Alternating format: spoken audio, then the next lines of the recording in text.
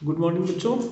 मैं अभिषेक मिश्र, PGT chemistry 11th class के लिए आज केमिकल प्रॉपर्टीज ऑफ एल्काइंस और बेंजीन टॉपिक लेकर। लास्ट वीडियो में हमने आपको एल्केन और एल्कीन की प्रॉपर्टीज एक्सप्लेन की थी। उम्मीद है कि आपको वीडियो पसंद आया होगा। आज हम बात करते हैं केमिकल प्रॉपर्टीज ऑफ एल्काइन और बेंजीन की। एल्काइंस में जो केमिकल प्रॉपर्टीज है, hydrogenation, halogenation, reaction with HX यानी HCl, HBr, HI, cyclic polymerisation, ये बेंजीन की प्रिपरेशन की रिएक्शन है, हम डिस्कस कर चुके हैं, और acidity, CH triple bond CH में एसिडिक कौन है उसका डिस्कशन करेंगे। और जो बेंजीन की केमिकल प्रॉपर्टीज है, इलेक्ट्रोफिलिक सब्स्टिट्यूशन रिएक्शन, इसमें क्या है, नाइट्रेशन कैसे करेंगे, हेलोजनेशन कैसे करेंगे, सल्फोनेशन कैसे करेंगे, फ्रीडल-क्राफ्ट रिएक्शन कैसे होगी, specially in case of benzene. Excess chlorination, chlorine को ज्यादा अमाउंट में डालेंगे तो कैसे रिएक्शन होगी, एडिशन रिएक्शन कैसे होगी, और कार्सिनोजेनिक हाइड्रोकार्बन क्या होते हैं। एक टॉपिक इसमें और है, ortho and para directive influences of mono substituted benzene. ये हम एक्सप्लेन कर चुके हैं कि ऑर्थो पैरा डायरेक्टिव ग्रुप कौन सा होता है और मेटा डायरेक्टिव ग्रुप कौन सा होता है with the help of resonance effect in organic chemistry. वो मैं आपको एक्सप्लेन कर चुका हूं। तो अभी हम इसकी बात करते हैं। सबसे पहले एल्काइन ले लेते हैं, रिएक्शन विद H2। तो ये एल्काइन की प्रॉपर्टीज देखिएगा।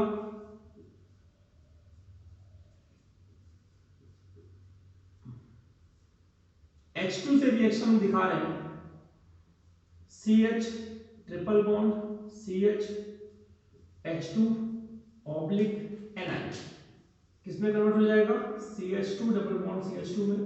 और यही रिएक्शन हम फिर से रिपीट कर देंगे तो CH3 सिंगल बॉन्ड CH3 बन जाएगा, यानी इथीन से इथाइन से इथीन, फिर इथीन से इथेन बन जाएगा। हम डायरेक्ट इसको इसमें कन्वर्ट कर सकते हैं 2H2 लिख के ऑब्लिक Ni। निकिल के अलावा प्लेटिनम और पैलेडियम यहां पर यूज किए जा सकते हैं, ये आप समझ रहे हो। अगर इसी इथाइन को हम प्रोपाइन में कन्वर्ट कर ले, यहां प्रोपाइन होगा तो प्रोपीन होगा, प्रोपीन होगा तो प्रोपेन होगा, ये आप समझ रहे हो। अब हम X2 का अटैक दिखा रहे हैं। X2 में क्लोरीन, ब्रोमीन, देखिएगा अब यहां प्रोपाइन का एग्जांपल लेते हैं। मान लीजिए हम इसमें ब्रोमीन का अटैक कराते हैं, Br2 in presence of CCl4। Bromine हमेशा CCl4, CH3, COOH या फिर CH2 की प्रेजेंस में अटैक करता है। तो एक ब्रोमीन ये ट्रिपल बॉन्ड टूट के डबल बॉन्ड में कन्वर्ट हो जाएगा और दोनों कार्बन पर ब्रोमीन आ जाएंगे। अभी भी ब्रोमीन के ऐड होने की पॉसिबिलिटी पूरी है, इसलिए डबल बॉन्ड टूट के सिंगल हो जाएगा और ईच कार्बन हैज 2 ब्रोमीन। इसका नाम लिखेंगे प्रोपाइन, प्रोपाइन। इसका नाम लिखेंगे 2 ब्रोमोप्रोपीन, 2 ब्रोमोप्रोपीन। और इसका नाम लिखेंगे 1,1,2,2 टेट्रा ब्रोमोप्रोपेन। टेट्रा क्यों, क्योंकि वहां पर 4 बार ब्रोमीन आया हुआ है। हम यहाँ Cl2 भी लिख सकते थे, X का मतलब ये Cl2 भी है, Br2 भी है, ये आप देख सकते हैं इसको। और अगर HX का अटैक कराते हैं, हम यहाँ ले लेते हैं HX का अटैक, HCl, HBr, HI। हम HBr लेके देखते हैं, फिर से प्रोटीन ले लेते हैं, C ट्रिपल बॉन्ड CH। अगर HBr का अटैक हुआ, मार्कोनिकॉफ रूल लगाएंगे, यहाँ एंटी मार्कोनिकॉफ नहीं लगाएंगे, पेरोक्साइड नहीं है। अगर होता तो एंटी मार्कोनिकॉफ लग सकता था। तो फिलहाल ये जाएगा CH3 C के साथ Br double bond CH2। This is propyne, this one is 2 ब्रोमोप्रोपीन, जैसे ऊपर बना हुआ है। और अगर दोबारा इसके HBr से हमने रिएक्शन करा दी तो जाएगा CH3, फिर से ब्रोमीन बीच में जाएगा, मार्कोनिकॉफ रूल फॉलो करेगा। अब बन जाएगा 2,2 डाई ब्रोमोप्रोपेन, 2,2 डाई ब्रोमो क्या बन जाएगा, प्रोपेन। तो this is the way how hydrogen halides undergoes reaction with alkynes. और अगर यहां केवल CH ट्रिपल बॉन्ड CH होता तो इस कंडीशन में मार्कोनिकॉफ एंटी मार्कोनिकॉफ पॉसिबल नहीं है, क्योंकि दोनों कार्बन सिमेट्रिकल है, दोनों पर same number of H atom है, तो किसी पर भी H लगा दो, किसी पर भी Br लगा दो, कोई फर्क नहीं पड़ेगा। लेकिन जब दोबारा अटैक कराओगे तो आप देखना इसमें हाइड्रोजन का अमाउंट कम है, जब दोबारा अटैक होगा तो दूसरा वाला ब्रोमीन इस पोजीशन पर ही जाएगा। This is called 1,1 dibromo ethane, 1,1 dibromo ethane. उम्मीद है कि ये बात समझ में आपको आ रही होगी। साइक्लिक पॉलीमराइजेशन का जो कॉन्सेप्ट है वो आप देख चुके हो, उसको ना भी बताओ तो इतना जरूरी नहीं है। वो आपने देखा था CH triple bond CH benzene की प्रिपरेशन में भी बताया था मैंने। रेड हॉट Fe याद होगा आपको, और 873 केल्विन का टेम्परेचर था, ये आपका बेंजीन में कन्वर्ट हो जाता है। This is called cyclic polymerisation, 3 molecules of ethyl के प्रेजेंस में। नेक्स्ट देखिएगा, हाइड्रोजनेशन हो गया, हेलोजनेशन हो गया, हाइड्रोहेलोजनेशन हो गया, साइक्लिक पॉलीमराइजेशन हो गया। अब एसिडिटी की बात करते हैं। एसिडिटी को एक्सप्लेन करने के पहले आप ये चीज समझिए, CH triple bond CH, CH2 double bond CH2 और CH3 सिंगल बॉन्ड CH3। आप देखिए यहाँ पे sp हाइब्रिडाइजेशन है, यहाँ पे sp2 हाइब्रिडाइजेशन है, यहाँ पे sp3 हाइब्रिडाइजेशन है। Each carbon has 4 sigma bond sp3, each carbon has 3 sigma bond sp2, each carbon has 1 sigma bond 2 sigma bond sp। अब हम बात करते हैं s कैरेक्टर की परसेंटेज कितनी है, इसमें 50% है, sp2 में आपका 33.33% हो जाएगा और इसमें 25% हो जाएगा। इन्होंने कहा due to high electronegativity of triple bond, triple bond की इलेक्ट्रोनेगेटिविटी डबल बॉन्ड से ज्यादा होती है, डबल बॉन्ड की इलेक्ट्रोनेगेटिविटी सिंगल बॉन्ड से ज्यादा होती है। Due to the high electronegativity of triple bond and greater s character, the ability of triple bond, फिर ये क्या होगा कि इस ट्रिपल बॉन्ड की इलेक्ट्रोनेगेटिविटी जो ज्यादा होती है, इसके चक्कर में ये वाला बॉन्ड अपनी ओर खींचता है, इस इलेक्ट्रॉन को ये अपनी ओर खींच रहा है। यानी इसका मतलब ये हो गया कि C triple bond CH is more stable then CH double bond CH2, यहां पे माइनस लगा दीजिए, यहां पे माइनस लगा दीजिए, देन CH2 CH3। ये स्टेबिलिटी का क्राइटेरिया हो जाएगा, यानी ये H+ आयन जल्दी लूज करेगा, यानी एसिडिटी का भी हम ऑर्डर करेंगे। या तो अब एसिडिटी इसका मतलब क्या हो जाएगा, ट्रिपल बॉन्ड की एसिडिटी ज्यादा होगी। कैसे, CH triple bond is more acidic, CH2 double bond is कम acidic, CH3 single bond CH3 is less acidic. अब फिर से देख लीजिए, due to the high S character, electronegativity of triple bond is greater, which makes removal of H+ ion, release of H+ ion easier from ethyl। यहाँ पे H+ ion का निकलना आसान है, क्यों, क्योंकि S कैरेक्टर ज्यादा है, इलेक्ट्रोनेगेटिविटी ज्यादा है ट्रिपल बॉन्ड की। तो इसमें एसिडिटी में आपको ये समझना है कि triple bond is more acidic then double bond, double bond is more acidic then single bond.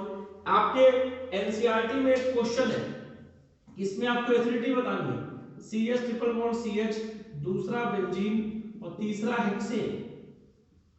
ये ऑर्डर नहीं अरेंज है, ये सबसे ज्यादा एसिडिक, फिर बेंजीन, फिर हेक्सेन। तो आप इस चीज को जरा समझिएगा, ट्रिपल बॉन्ड की एसिडिटी ज्यादा होती है। और इसी एसिडिटी को एक्सप्लेन करने के लिए हम कुछ रिएक्शन दिखा देते हैं। आपने पढ़ा है कि अगर कोई एसिड किसी मेटल से रिएक्शन करता है तो सॉल्ट बनता है और हाइड्रोजन गैस निकलती है। 10th क्लास पॉप साउंड याद होगा आपको। तो अगर हम ट्रिपल बॉन्ड की बात करें कि ये एसिडिक है और सोडियम मेटल से इसकी रिएक्शन करा दी, तो आप जो देखने को मिलेगा कि यहाँ पर बन गया सोडियम इथाइनाइड और हाफ H2। इसका नाम है सोडियम, सॉरी पूरा लिखना पड़ेगा, सोडियम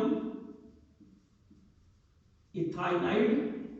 और अगर इसी सोडियम इथाइनाइड की एक H और है इसके पास, तो उसका भी देख लीजिएगा, फिर से सोडियम से रिएक्शन करते हैं अब बनता है डाई सोडियम इथाइनाइल, फिर से हाफ H2 बन गया डाई सोडियम इथाइनाइल। तो this reaction explain the acidic behaviour of ethyne, which indicates when an acid reacts with metal it gives H2, or presence of H2 can be determined identified by the pop sound. When the we take a burning candle near to it extinguishes burning candle with pop sound. Pop sound आपने छोटी क्लासों में सुना भी होगा। अब हम बात करते हैं यहां पर हमारा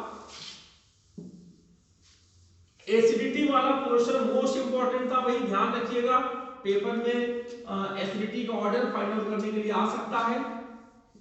उम्मीद है कि बच्चे इससे कुछ बेनिफिट लेंगे।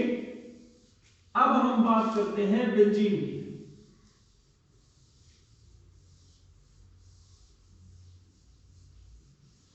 अब हम बेंजीन की प्रॉपर्टीज की बात करेंगे, हम आपको दिखाएंगे। बेंजीन का जो पहला टॉपिक है, पहला केमिकल रिएक्शन है। अच्छा, फिजिकल प्रॉपर्टीज के बारे में बता दें कि बेंजीन जो होता है कलरलेस होता है, सॉलिड भी हो सकता है, लिक्विड भी हो सकता है, लेकिन ऑर्डर इसकी एरोमा वाली होती है, स्पेशल फ्रेग्रेंस। और इसके बारे में बताया जा सकता है वाटर में सॉल्युबल नहीं है क्योंकि नॉन पोलर है, और ऑर्गेनिक सॉल्वेंट में सॉल्युबल है। कुछ डिस्कशन किया था फिजिकल केमिस्ट्री में, इसमें भी वही फॉलो हुआ। बात करते हैं electrophilic substitution reaction. Because of delocalization of pi electron this benzene is extra stable, process is said to be resonance. तो ये जल्दी से एडिशन रिएक्शन में नहीं जाता, एक्स्ट्रा स्टेबल, ये भी पेपर में आता है। बेंजीन में नॉर्मल कंडीशन में एडिशन रिएक्शन क्यों नहीं होती? Because it is extra stable due to complete delocalization of pi electron by the process of resonance। तो ये हो गया। अब इलेक्ट्रोफिलिक सब्स्टिट्यूशन रिएक्शन में क्या कहा गया कि इलेक्ट्रॉन डेंसिटी यहां पे ज्यादा है, नेगेटिव चार्ज यहां पे ज्यादा है, तो प्लस वाली स्पीशीज इस पे अटैक करेगी। कैसे करेगी वो देखिए। पहला है आपका क्लोरीनेशन। क्या है? इसी को हैलोजिनेशन बोलते हैं। तो हैलोजिनेशन मतलब क्लोरीन ब्रोमीन किसी का अटैक। तो आपके सिलेबस में क्लोरीनेशन है, तो क्लोरीनेशन में ये बताया गया कि जब हम बेंजीन का क्लोरीनेशन करते हैं Cl2 in presence of anhydrous AlCl3, तो ये क्लोरोबेंजीन बनता है। यहां से H निकल के Cl आ गया, दूसरा HCl निकल गया, क्लोरोबेंजीन बना। क्लोरो अब पॉजिटिव स्पीशीज है, ये कैसे क्लियर होगा? क्योंकि इलेक्ट्रोफाइल का अटैक हो रहा है, यानी क्लोरीन पॉजिटिव वाला है, इलेक्ट्रोफाइल। कैसे ये हम डिसाइड करेंगे अभी। अगर एक्सिस क्लोरीनेशन करा दिया जाए, यहां 3Cl2 करा दिया जाए एनहाइड्रस AlCl3, तो सारे पोजीशन पर जितने भी हमारे ये हैं Cl Cl Cl Cl Cl Cl 6HCl, ये बन जाएगा हेक्सा क्लोरोबेंजीन, हेक्सा क्लोरोबेंजीन। ये आपको समझना है, यहां पे 6Cl2 होगा। अब इन्होंने कहा कि क्लोरीन फ्री रेडिकल कैसे? जब Cl2 एनहाइड्रस AlCl3 से रिएक्शन करता है, आप समझिए ये लुईस एसिड है, ये Cl माइनस को अपने आप ले लेगा और यहां पर बन जाएगा Cl प्लस। ये वाली जो स्पीशीज है ये यहां पे अटैक करेगी। This is the electrophile. This reaction is the generation of electrophile, कि इलेक्ट्रोफाइल कैसे उस पर अटैक करेगा। सब्स्टिट्यूशन रिएक्शन में क्या होगा कि ये Cl यहां से एक H रिप्लेस करेगा, वो H, और ये दूसरा Cl आपका HCl बना। तो ये आपको समझना है। ये था क्लोरीनेशन। अगर इसी को हटा दें, हम बात करते हैं नाइट्रेशन की।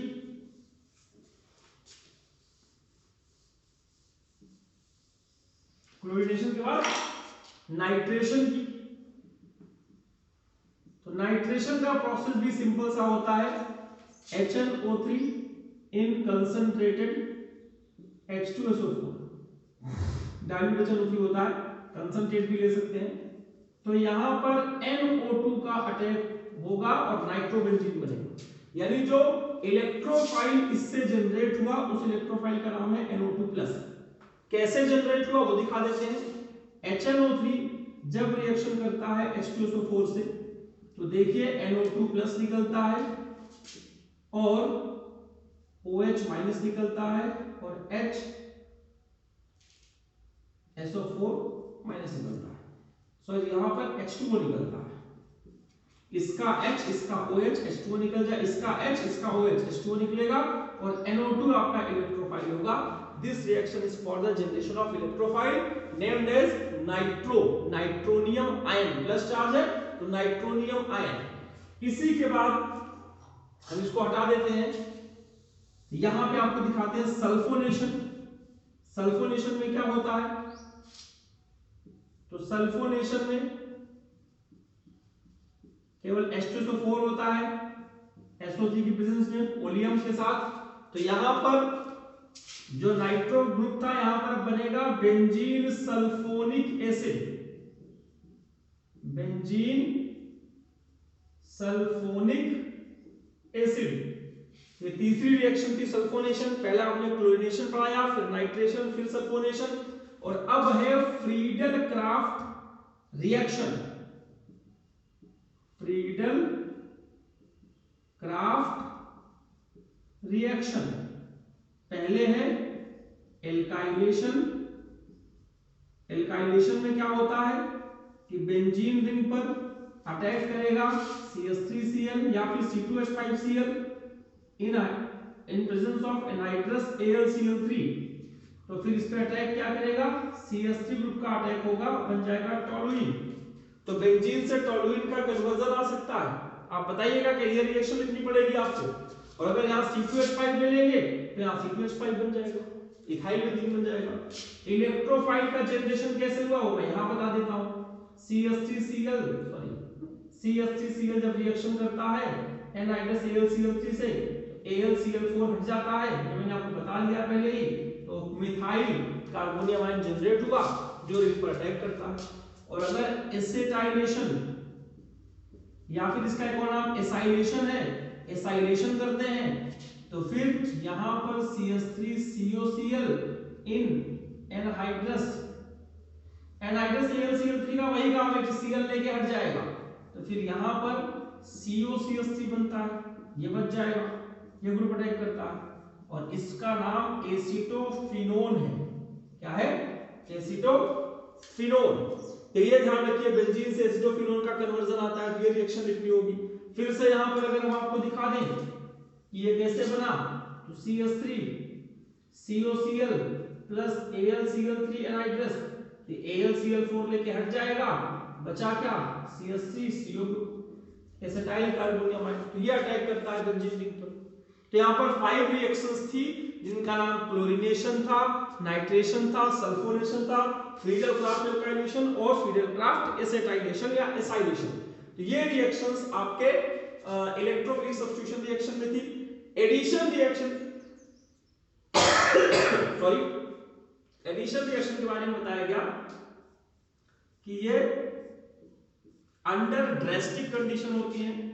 निकिल कैटलिस्ट की प्रेजेंस में जब H2 अटैक करता है, H2 यहाँ पर 3H2 अटैक करेगा क्योंकि 3 डबल बॉन्ड है, और हीट करने पर तो ये सारा H इसमें एब्जॉर्ब हो जाता है, साइक्लोहेक्सेन में कन्वर्ट हो जाता है बेंजीन, यानी ये एरोमेटिक से एलिफेटिक में कन्वर्ट हो गया in presence of nickel. Hydrogenation कराया हीट में, एक्सेस हीट होती है, ज्यादा हीट करना पड़ता है, और इसी का हम क्लोरीनेशन अगर करा देते हैं Cl2 किसमें, सनलाइट की प्रेजेंस में या फिर हीट की प्रेजेंस में, तो क्या होता है वो देखिए।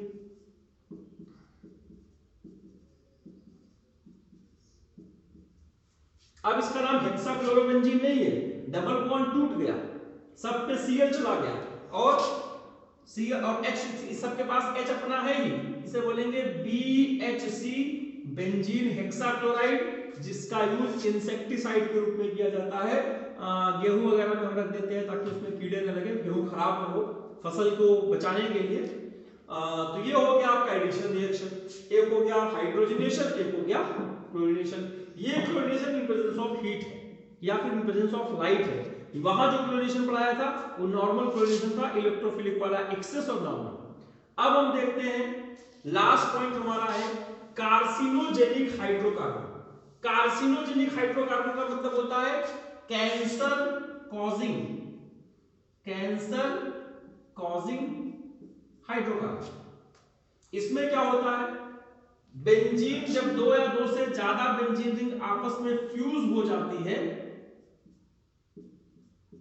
इसे बोलते हैं नेफ्थलीन, NaPHTHALENE। नेफ्थलीन की बॉन्ड होती है व्हाइट व्हाइट से। तो इन सब के सेवन से हमारे मेटाबॉलिज्म में ये सब चले जाते हैं कंपाउंड्स और कैंसर कॉजिंग एजेंट प्रोड्यूस करते हैं जो हमारे सिस्टम को खराब करता है। इसका एक और नाम है एंथ्रासीन। अगर बेंजीन की 3 रिंग आपस में फ्यूज हो जाए उसे बोलेंगे एंथ्रासीन। इसका नाम है एंथ्रासीन। और अगर 3 रिंग का फ्यूजन इस तरीके से हो जाए